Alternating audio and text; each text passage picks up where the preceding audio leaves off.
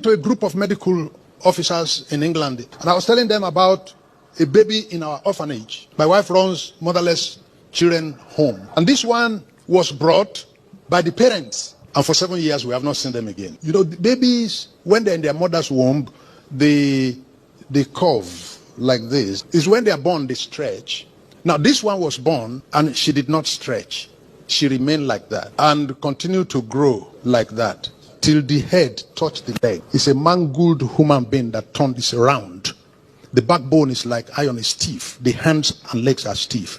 If you want to carry the baby, the light is her name. You carry her like women baskets that they use cane to weave. You carry her like this, and you're going. She has buttocks, but she cannot sit.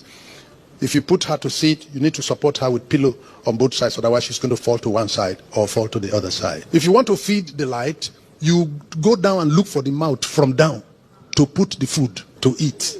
And she can swallow it though. She can't talk. See, whenever we have guests visiting the orphanage, we carry her to go and hide, because it's not a sight you want to show. In the University of Ilorin Teaching Hospital, we were told that the disease has a name, but in this whole world, only 3 people have that type of sickness. And so where are you going to find the medicine? If you find the medicine at all, it will not be in Ilorin. Once in a week, the staff in our orphanage will put this child in the middle and be praying and fasting. Praying, oh Lord, we gave birth to what you created, and this is what you created for us. Can you recreate? Can you recreate? We are calling the Creator to touch it again. For 6 days, you are making the earth, and you are always working on it until it became what it is. The first time it was not. If it was good enough, you won't come back the next day and then come back the next day. You are working on it every day for 6 days until it became what it is. Can you work on this one, just one touch more? And they did that for years. And they were never going to say, because we prayed the whole of last year and there was nothing happening, we're not going to continue to pray. You continue to pray. One day there was a shout in the orphanage, a scream. Hey! And everybody ran out. And we saw the light where she was. And she was vibrating and stretching. And stretching.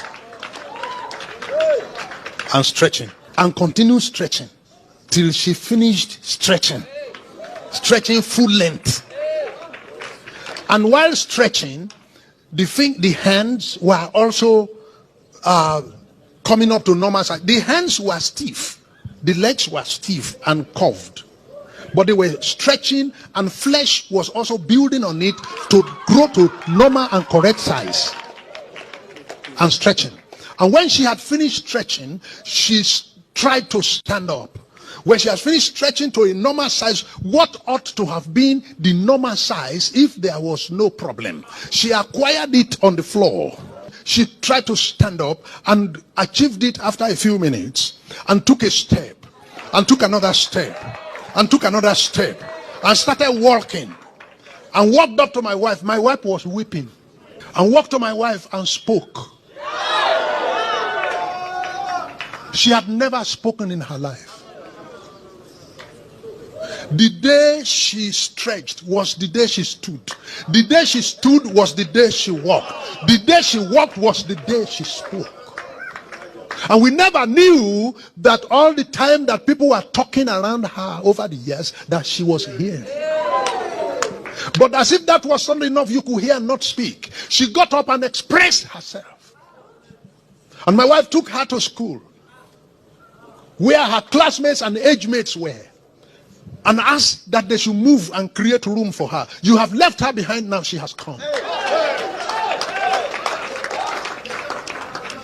And asked them to move, and gave her a seat among them. And mysteriously, she understood what they were teaching. This cannot be normal. Then you sit down there and say there is no power of God. We will leave you behind. It's as if God was making a human being in one day. And I said to you in this house that there is nothing God cannot do.